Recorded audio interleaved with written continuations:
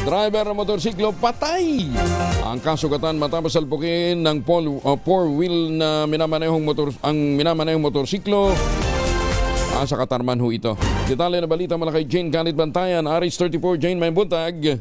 Nasawi ang isang driver ng motorsiklo at sugatan ang angkas nito ng salpukin ng isang Ford na sasakyan na naganap sa highway ng Barangay Lakit, Katarman, Northern Samar kahapon banda alas 3 ng umaga.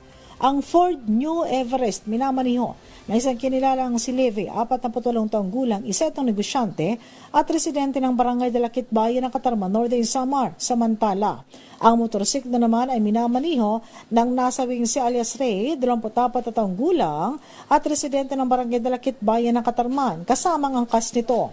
Lumalabas sa investigasyon ng pulisya ng Katarman, biyahe sa magkahiwalay na direksyon ang Ford at ang motorsiklo. Ngunit pagdating sa lugar na pinangyarihan ng nasabing disgrasya, ang Ford na nasa mabilis daw ang takbo ay biglang napunta sa kabilang linya ng kalsada na paparating naman ang kasalubong ng motorsiklo. Sinalpok nito ang nasabing motorsiklo. Matining sugat ang natama ng driver at angkas na agad na isinugod sa Northern Samar Provincial Hospital. Ngunit ang driver ng nasabing motorsiklo ay diniklarang dead on arrival. Samantala, dinala naman ang driver ng Ford sa Katarman Municipal Police Station. Mula sa Aksyon Radyo Katarman, RH34 Jane Galit Bantayan ng DZRH.